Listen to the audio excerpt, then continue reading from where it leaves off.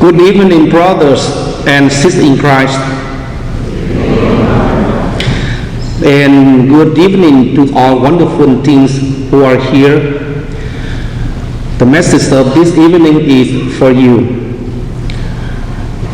My dear young friends, have you ever walked into a room full of people and felt completely alone? Maybe it was your first day at a new school, or joining a sports team, or even walking into the cafeteria looking for a place to sit. That feeling of being an outsider is something we all experience. And that's what makes today's message so powerful for us as teenagers. Think about your favorite hangout. Maybe it's a friend's game room, a coffee shop where you study with classmates, or even a corner of the school library where your friend group always meets. What made these places special isn't the physical place. It's the sense of belonging you get when you're there. You can be yourself, share your thoughts without judgment, and know that you're accepted for who you are. In today's gospel, we hear John the Baptist's powerful call, prepare the way of the Lord. But what does that really mean for us as teenagers in today's world? It's not just about getting ready for Christmas or following religious traditions. It's about creating spaces in our lives and communities where authentic connections can flourish. Think about your social media feeds.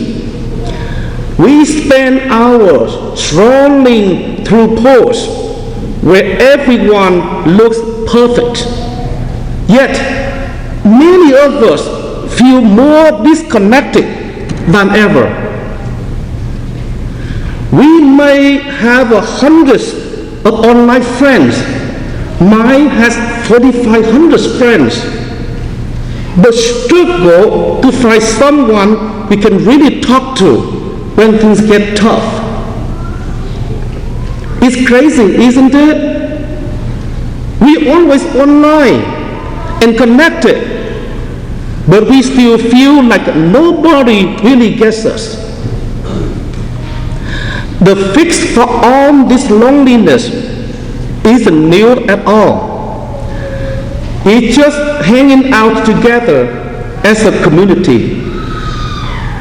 Building real community requires us to step out our comfort zones.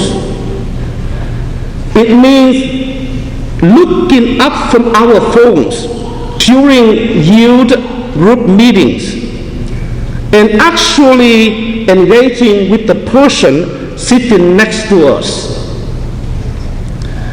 It means being brave enough to join the community service project even if none of your usual friends are going.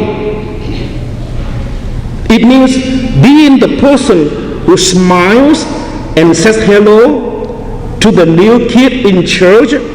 Remember how it feels to be the outsider. The awesome thing about the Eucharist is that it gives us what we are really looking for: real relationships, real friendships, people who cared about us, and a place where we truly belong. When we gather for Mass, We are participating in something much larger than ourselves. We are joining a community where everyone has a place, where your presence matters, and where you are part of something truly meaningful. And when we receive communion, we are transformed into a community. Think about it. The same Jesus who unites us all in this sacred meal calls to unite with one another. Every time we receive the Eucharist, we are saying yes to being part of something bigger than ourselves. We are saying yes to being connected to every other person who shares this meal, not only in our parish, but around the world. Living the Eucharist at teenagers means bringing the spirit of unity and acceptance into our daily lives. It means recognizing Christ in a classmate who sits alone at lunch, in the kid who is left out of group projects, in the person who doesn't fit into any social group. When we receive Jesus in the Eucharist, we are given the strength and courage to be bridges of connection in our own communities. As we continue our Advent journey, let's challenge ourselves to be community builders. Maybe it's inviting someone new to sit with your friend group, or staying for youth group activities after Mass instead of rushing home.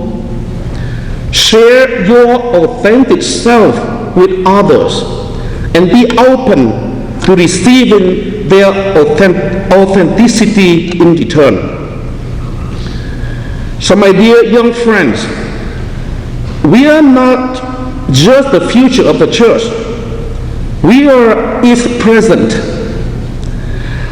And together we can create the kind of community where everyone feels welcome, feels at home. So this Advent, let's prepare the way of the Lord by preparing our hearts and our communities to be places of genuine welcome, understanding, and love.